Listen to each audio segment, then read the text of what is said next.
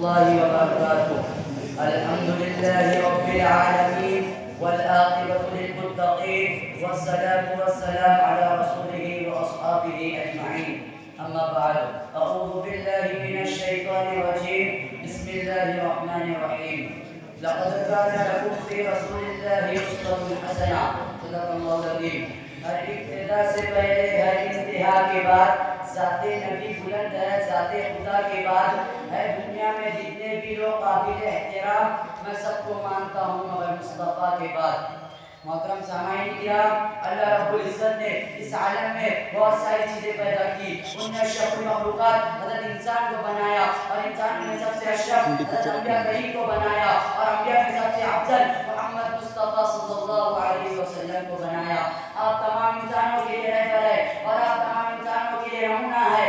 آپ کے اخلاق و ہدایت سے کہ ہر کوئی آپ کے قریب ہو جاتا ہے. حتیٰ کہ انگریز کہتے ہیں محمد جیسا اس دنیا میں کوئی نہیں، اور محمد کے پاس جو چیز ہے وہ کسی کے پاس نہیں. دوستو، حضور صلی اللہ علیہ وسلم کی سیرت کا مطالعہ کرو اور اس کو پھیلاؤ اور اس پر چلو. محترم حضرات، آپ صلی اللہ علیہ وسلم کے اخلاق و سیرت کا عادت بیان کی جائے. حضرت عائشہ صدیقہ رضی اللہ تعالیٰ عنہا فرماتی ہے قرآن آپ کی سیرت اور اخلاق کا مجموعہ ہے. اللہ نے قرآن اتارا اور آپ کے اخلاق اس کی تفسیر ہے. ایک مرتبہ آپ کسی غزوے سے واپس لوٹ رہے تھے. آپ اور آپ کے ساتھی الگ الگ کسی جگہ آرام کے لیے اترے، کپڑے دھو کر سکھائے اور سب آرام کرنے لگے. اتنے میں دشمن آیا اور آپ کی تلوار جو درخت پہ لٹکی ہوئی تھی لے کر کھڑے ہو گیا کہ آج محمد کو قتل کرنے کا اچھا موقع ہے. آپ بےدر ہوئے اور کھڑے ہو گئے. اس دشمن نے کہا بتا محمد، اب تجھ کو مجھ سے کون بچائے گا؟ آپ نے اطمینان کے ساتھ جواب دیا. اللہ آپ کا جواب سن کر تھر تھر کانپنے لگا. آپ نے تلوار لی اور کہا بتا تجھے کون بچائے گا؟ وہ کہنے لگا اب آپ ہی کے رحم و کرم پر ہوں. آپ نے اسے معاف فرما دیا. دیکھو، حضور کو قتل کرنے جا رہا تھا مگر حضور نے معاف کر دیا. یہ تھے آپ کے اخلاق. ایسے کئی واقعات ہیں جو کتب حدیث میں بھرے پڑے ہیں. آپ کو کتنا ستایا، کتنی اذیتیں دی، پھر فتح مکہ کے وقت آپ نے سب کو معاف کر دیا.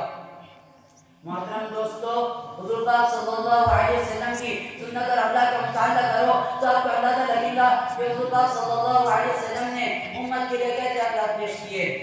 چنانچہ مورخین نے سیرت کی کتابوں میں یہ واقعہ درج کیا ہے کہ جب حضور پاک صلی اللہ علیہ وسلم کی عمر 35 سال کی، جب قریش مکہ نے خانہ کعبہ کو سرینو تعمیر کیا کیونکہ اس کی دیواریں سیلاب کی وجہ سے پھٹ گئی تھی.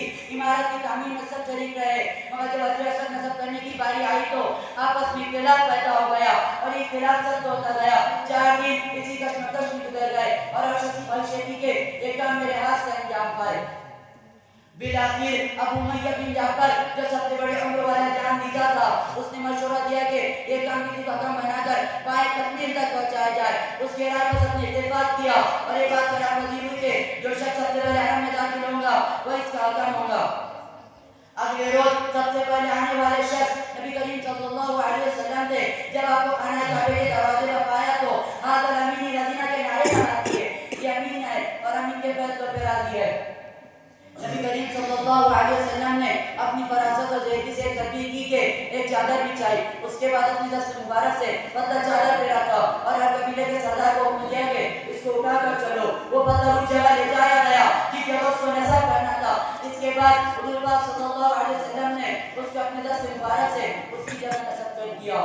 اس طرح وہ جھگڑا ختم ہوا، ورنہ قریش مکہ معمولی بات پر صحابہ سے جنگ کیا کرتے تھے اور ایک بڑا کام تھا.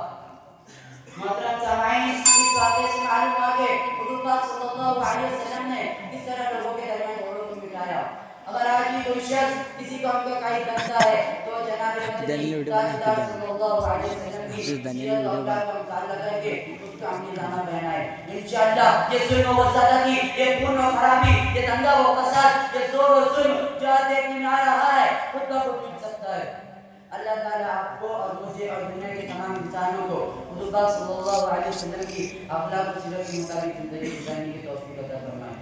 میں اپنی تقریر کو شعر کے ساتھ ختم کرنا چاہتا ہوں. میرے آقا کو غیروں نے مانا